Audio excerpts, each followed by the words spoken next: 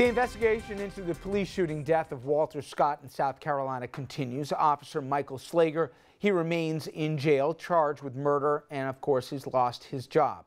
Now people are also focusing on the second officer to arrive on that scene, Clarence Habersham. He's on the right side here, the African-American officer you can see in the picture. National Bar Association, a group of mostly African-American lawyers and judges, they want Habersham fired and indicted. They say he filed a false police report and deliberately left out key facts, including where they believe where the taser was dropped here or planted that was not part of that. Meanwhile, at Scott's funeral on Saturday, his pastor said, quote, "I feel Walter's death was motivated by racial prejudice." So before we even get into the second officer, this is all coming to a head. And I thought the pastor, if you hear all his comments, he said the vast majority of officers are honorable and well-meaning. But Walter Scott wouldn't be dead if he wasn't black. Was the pastor right? I'm not inside the officer's mind to pull the trigger, but in my humble opinion, I think the pastor is on point. That man was shot down. You wouldn't shoot a dog the way that this man lost his life. And you have to believe, I've been saying this consistently, and I'm done commenting right after this. We have to understand the police deal with you guys one way, and they deal with me and people that look like me a totally different way. Which is why I want to go a step further than the pastor, because it's not racial prejudice, it's racism.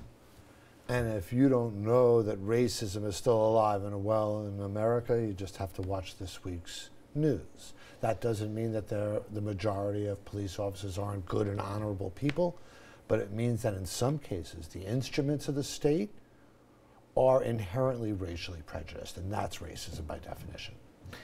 You know, Andrew, one of the things about this is you hear experts, and we were talking before, and we don't have time to get into the incident of Oklahoma, and we can point to so many other incidents that we could do on, but it's not easy to fix this problem.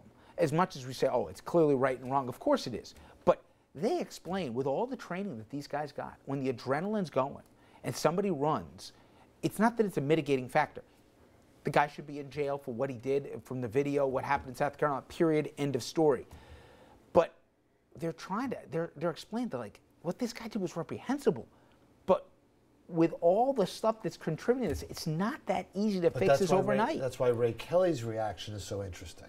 Because what he did is overnight say, if the cop was wearing a camera, he didn't believe it would happen. That's what checks the adrenaline. Transparency.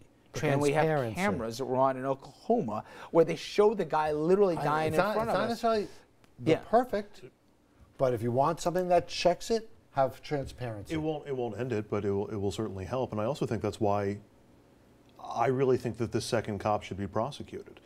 Because clearly, assuming that the first cop did something wrong, and it looks by all indication that they did, the police department fired him on the spot. The second cop... Well, they fired him when the video came out. Right, yes, but the second cop saw what was happening and filed a police report that didn't indicate what happened. 100%. I've been saying for a long time, as much as we talk about black and white and there's a legitimate aspect to it, to me it's blue. And one of the ways you fix a bad institution is by rooting out the problem actors in that institution. There are too many good cops or not bad cops who cover for the bad cops, or for the cops who get out of line and do something that they shouldn't, and that has to end. Okay, we could keep talking about this, but we just don't have the time. Scott, thank you so much. Pleasure. Guys, thank you. Coming up next, everybody, our Hudson Valley headlines. Stay with us.